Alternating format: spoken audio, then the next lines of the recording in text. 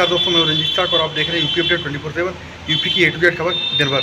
आज जालौन के अंदर जिस तरीके से अपनी जनता पार्टी के जो राष्ट्रीय अध्यक्ष है स्वामी प्रसाद मौर्य, उन्होंने जनसभा को संबोधित किया और प्रेस वार्ता में कहा कि वर्तमान जो सरकार है वो कहीं ना कहीं जो है शिक्षा, रोजगार और मुद्दों से भटका रही है।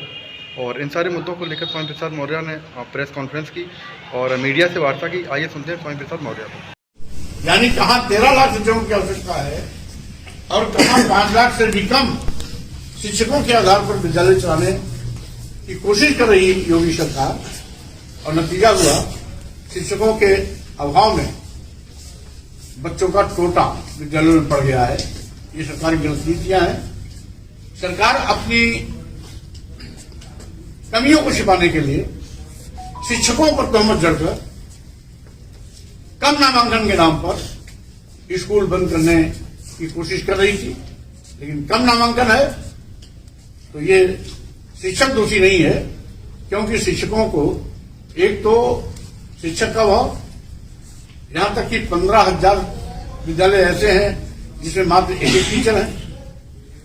5,000 ऐसे भी विद्यालय हैं जिसमें एक भी टीचर नहीं है।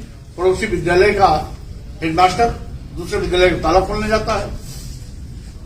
और अभी जिलाधिकारियों ने सभी एक सर्कुलर जारी किया, सभी शिक्षक प्राइमरी जूनियर हाई स्कूल के 1 महीने तक लगातार मतदाता सूची संशोधन में अपना योगदान देंगे। किसी की लापरवाही पाए जाने पर उसके खिलाफ अनुशासनात्मक कार्रवाई की जाएगी। सभी शिक्षक मतदाता सूची बनाएंगे। स्कूल में बच्चों को पढ़ाएगा कौन? उनकी देखरेख कौन करेगा?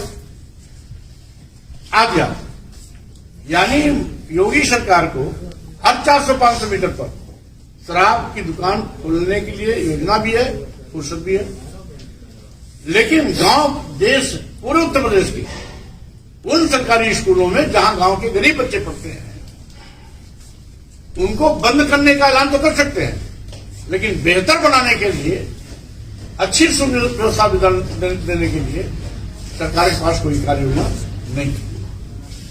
रही बात प्रदेश की कानून व्यवस्था की, उसमें मैं नहीं कह रहा हूं।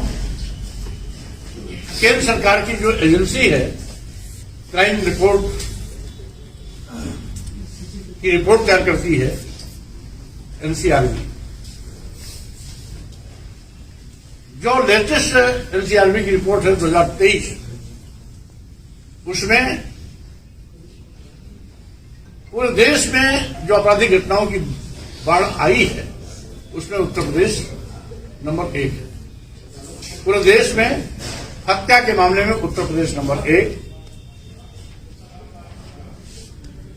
अपहरण के मामले में पूरे देश में उत्तर प्रदेश नंबर 1, महिला हत्या के मामले में भी पूरे देश में उत्तर प्रदेश नंबर 1, दलित उत्पीड़न के मामले में भी पूरे देश में उत्तर प्रदेश नंबर 1, और यही नहीं, महिला उत्पीड़न के मामले में भी पूरे देश में उत्तर प्रदेश नंबर 1। दूसरे, तीसरे, चौथे, पांचवें पायदान पर जो भी प्रदेश आते हैं वो भी भाजपा शासित राज्य है। महाराष्ट्र, गुजरात, राजस्थान, मध्य प्रदेश। मोदी जी से लोगों ने बड़ी उम्मीदें की। मोदी ने दुहाई दिया था कि चाय बेचने वाला देश की सेवा करने आया है, आप लोग अवसर। चाय वाले पर लोगों ने विश्वास भी किया, सेवा का अवसर भी मिला, लेकिन चाय बेचने वाले का बेटा आज देश बेचने की शुरुआत कर दिया। देश के सभी बंदरगाह, एयरपोर्ट, एयर इंडिया, अधिकतम रेलवे स्टेशन, कई दर्जन ट्रेनें, LIC जैसी बड़ी संस्था, अदानी तथा कुछ चंद अपने चहेते सभी शाहों के हाथों में कौड़ियों के भाव दे दिए। अपनी जनता पार्टी ने संविधान सम्मान जनहित कार्य यात्रा के माध्यम से पूरे प्रदेश में लोगों को इस धोखे से सावधान करने के लिए निकली हुई।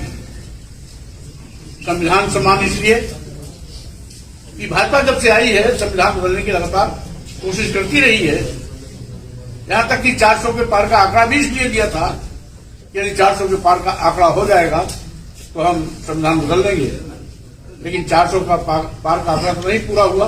बैसाखी पे आ गए, नतीजा हुआ बैसाखी पे आने पर संविधान तो बन गया, लेकिन संविधान की व्यवस्था के साथ छेड़छाड़ी हो रही है। अनुसूचित जाति, अनुसूचित जनजाति और पिछड़े वर्गों का संविधान प्रदत्त आरक्षण शून्य और निष्पादित।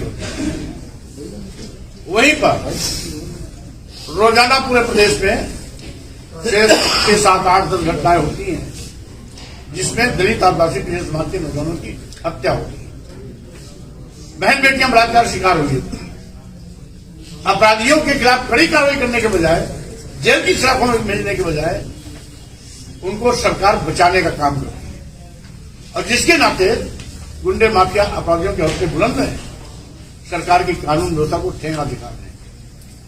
एनसीआरबी रिपोर्ट के मुताबिक गत वर्ष की तुलना में इस वर्ष 18% अपराधों में वृद्धि आई है, जो स्वाभाविक रूप से बहुत ही चिंताजनक है। और इसीलिए संविधान सम्मान जनहित हुंकार यात्रा के माध्यम से जो जनहित के मुद्दे हैं उनको लेकर के और संविधान के साथ जो सरकार छेड़छाड़ी कर रही है उसको लेकर के यात्रा पूरे प्रदेश में चल रही है। आज बुंदेलखंड का भी यात्रा शाम को जालौन में पूरा होगा। उसके बाद हमारे 6 मंडल बचेंगे, जिसमें आगरा मंडल, अलीगढ़ मंडल, बरेली मंडल, मुरादाबाद मंडल, सहारनपुर मंडल और मेरठ। इन 6 मंडलों के दौरे क्रमशः